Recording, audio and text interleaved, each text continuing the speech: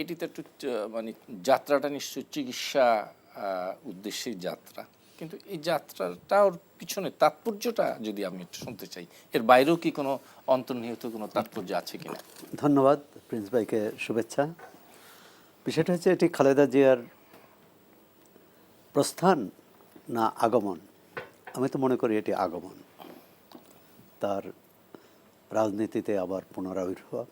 তিনি দলের চেয়ারপারসন ছিলেন, কিন্তু একই সঙ্গে তিনি যেহেতু শারীরিকভাবে অসুস্থ ছিলেন এবং কারাগারে ছিলেন, কত মাস? 25 মাস কারাগারে ছিলেন, 2 বছরেরও বেশি। সুতরাং তিনি তো প্রকাশ্যে রাজনীতি করা তার জন্য কঠিন ছিল, এবং পরবর্তীকালে যে তাকে অন্তরীণ বা ঘরে থাকার যে সরকারি যে প্রজ্ঞাপন, তাতেও রাজনীতির বিষয়টি ছিল। বিষয়টি একজন নেত্রী বা নেতা, তার জনপ্রিয়তা প্রমাণিত হয় তখনই যখন তিনি ক্ষমতার বাইরে থেকে মানুষের ভালোবাসা পান, শ্রদ্ধা পান, এবং মানুষ তাকে দেখার জন্যে বা তাকে যে আগ্রহ, প্রবল আগ্রহ, সেটা আমরা জি ইয়াসর ভাই, আপনি তো নিশ্চয়ই বসবেন। আমার একটা জিজ্ঞাসা, সেটা হলো যে একজন নেত্রী যিনি সমস্ত রাজনৈতিক কর্মকাণ্ড থেকে বিরত, তার এক ধরনের বক্তব্য মানে নিষেধাজ্ঞার মধ্যে আছে, উনি কোনো কথাও বলছেন না, কোনো কর্মসূচি দেন, এক প্রকার একদম নিষ্ক্রিয়, এরকম একটু নিষ্ক্রিয় রাজনৈতিক ব্যক্তিত্ব এত জনপ্রিয়তা মানে কিভাবে, কেন? না, নিষ্ক্রিয় তো ছিলেন না। কথা হচ্ছে যে ওই অর্থে যদি বলেন, সাবেক সরকারের যারা মালিক মুখতার ছিলেন তারাই তাকে সক্রিয় করেছে, অর্থাৎ তারাই প্রতিদিন তার কথা মনে করিয়ে দিয়েছেন, তার শক্তির কথা মনে করিয়ে দিয়েছেন, তার অবস্থানের কথা মনে করিয়ে দিয়েছেন। যে বারবার হয় কি, বাংলাদেশের মানুষ কিন্তু খুবই যেমন স্মৃতি কাতর, আবার স্মৃতি ভুলেও যায়। যেমন খালেদা জিয়ার বিরুদ্ধে যে মামলাগুলো সম্পর্কে জানে, এমনকি তার মামলাগুলো যদি সঠিকও হয়ে থাকে, তিনি কেন জামিন পাবেন না? এই মামলার বিচার তো চূড়ান্ত বিচার হয়নি, তো আপিল বিভাগে নিষ্পত্তি হয়নি। আপিল বিভাগে নিষ্পত্তি না হওয়ার আগ পর্যন্ত তিনি যে অন্য নাগরিক যে সুযোগ সুবিধা ভোগ করেছেন, প্রথমত তিনি 3 বার প্রধানমন্ত্রী ছিলেন, দ্বিতীয়ত তিনি একজন নারী এবং বয়োজ্যেষ্ঠ এবং অসুস্থ। সুতরাং এটা যে কোনো বিবেচনায় তার জামিন পাওয়ার অধিকার ছিল। কারণ যে মামলার কথা বলা হয়, দুর্নীতির মামলায় শাস্তি পেয়ে সাবেক রাষ্ট্রপতি হোসেন মোহাম্মদ এরশাদ, সাবেক মন্ত্রী মোফাজ্জল হোসেন চৌধুরী মায়া, সাবেক এমপি হাজী সেলিম, এরা জামিন পেয়েছেন, আরও অনেকে জামিন পেয়েছেন। তাহলে তাকে জামিন দেওয়া হলো না কেন?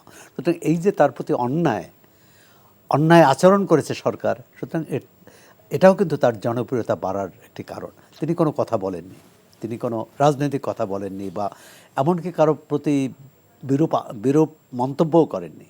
সুতরাং এটাও, এবং তার ভাষা ভঙ্গি, এবং সর্বশেষ আমরা দেখলাম যে আইন উপদেষ্টা তার সাথে দেখা করতে গিয়েছিলেন, তিনি তাকে বলতে চেয়েছিলেন যে অন্যায় মামলা দিয়ে আপনাকে এরকম করেছে সাবেক প্রধানমন্ত্রী, তার সম্পর্কে আপনার মন্তব্য কি?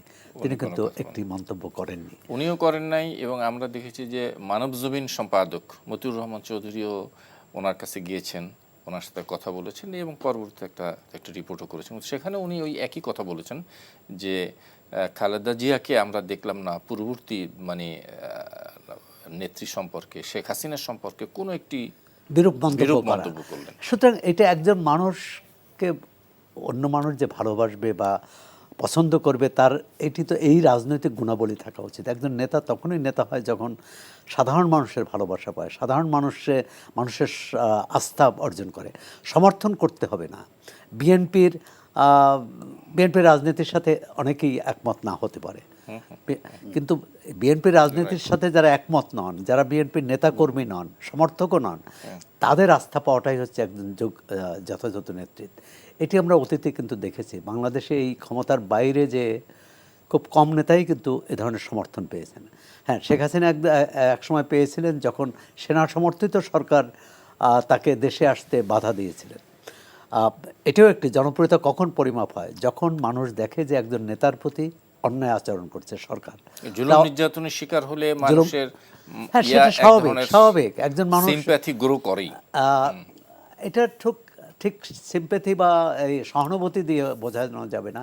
এটা হচ্ছে তার সঙ্গে একাত্ম বোধ করাও, যে তার প্রতি যে অন্যায় হয়েছে এটা মনে করেছে যে আমার প্রতি অন্যায় বা দেশের মানুষের প্রতি অন্যায়, বা একটা এই ন্যায় অন্যায়ের যদি ফারাক না থাকে তাহলে তো সমাজ চলতে পারে না।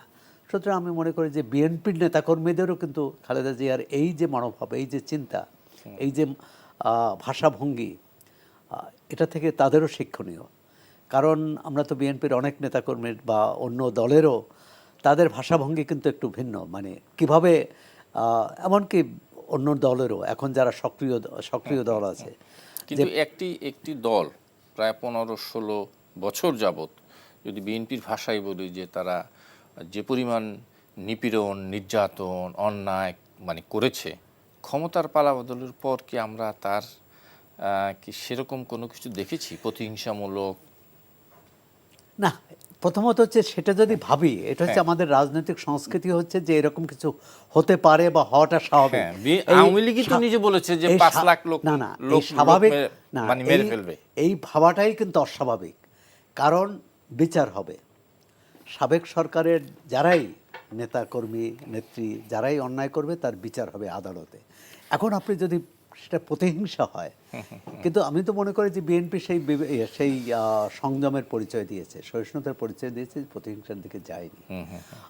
এটি অতীতে আওয়ামী লীগও দাবি করেছে যে 2008-এর পর তারা ক্ষমতায় এসে প্রতিহিংসা করেনি। মানে বলছে যে নেতাকর্মীদের এই মানে প্রতিক্রিয়ার আইনগতভাবে কি করেছে সেটা তো এখন মানুষ দেখছে যে তারা অন্যায় করেছে।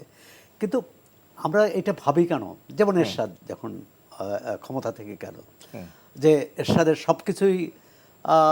সবকিছুই খারাপ হলে তার বিচার হবে, তার অন্যায়ের বিচারও হয়েছে। কিন্তু জাতীয় পার্টির নেতাকর্মীদের বাড়িতে আগুন দেওয়া বা বাড়ি লুটপাট করা, এটি কিন্তু হচ্ছে তাহলে আরেকটি পরবর্তীকালে লুটপাটের ক্ষেত্র তৈরি করে। কারণ তারা যখন ক্ষমতায় আসবে তখন ভাববে। আমি তো মনে করি যে বিএনপির নেতাকর্মীরা এই 16 বছর 17 বছরের নির্যাতন নিপীড়ন উপেক্ষা করো, নির্যাতন সত্ত্বেও সহ্য করেও তারা কোনো প্রতিহিংসার সহিষ্ণুতার পরিচয় দিয়েছে। এটি হচ্ছে রাজনীতি। আপনি যদি বলেন যে রাজনীতি কোনটা, এটি হচ্ছে রাজনীতি। আর যদি এর উল্টো হতো সেটা হলো অপরাজনীতি এবং রাজনীতির নামে প্রতিহিংসা। তা প্রতিহিংসা আপনি বিচার চাইবেন যে অন্যায় করেছে আপনার উপর, এবং আমি না চাইলেও বিচার হবে, কারণ বিচার হবে হচ্ছে আইনের ভিত্তিতে। কিন্তু আমি যদি কোনো নিজে বিচার বলে না যে বিচারের ভার যদি নিজে নিয়ে নেই তাহলে বিচার হয় না, তাহলে তো বিচার হয় না। আর সুতরাং বিচার নেওয়া নিজের হাতে নেওয়ার অধিকার কিন্তু কারো নেই, এমনকি দেশের সর্বোচ্চ পদাধিকারী যে তারও নেই। সুতরাং আমরা আইনের শাসনে বিশ্বাস করি। যদি বিশ্বাস করি সবাই, তাহলে এভাবেই এই সহিষ্ণু আচরণই করা উচিত। আরেকটি হচ্ছে যে একটা সমাজ ব্যবস্থায় রাষ্ট্র ব্যবস্থায় কখন স্বৈরাচারী হয়, কিভাবে হয়, সেটা তো আমরা দেখলাম যে এখানে একটা বড় শেখ হাসিনার এই পর্যায়ে চলে আসার নির্বাচন। আমরা এর আগেও দেখেছি যে একটি সরকার খারাপ করলে নির্বাচনের মাধ্যমে মানুষ 5 বছর পর তার জবাব দেয়, কিন্তু এখানে জবাব দেওয়ার যেহেতু সুযোগটাই তিনি বন্ধ করে দিয়েছিলেন, এটাই কিন্তু বড় কারণ। অর্থাৎ শেখ হাসিনা কিন্তু তার নিজের ক্ষতিটা বেশি করেছেন এই জনগণের রায়ে রুদ্ধ করে। সুতরাং আমি মনে করি যে আওয়ামী লীগও ভবিষ্যতে তো রাজনীতি করবে তারা।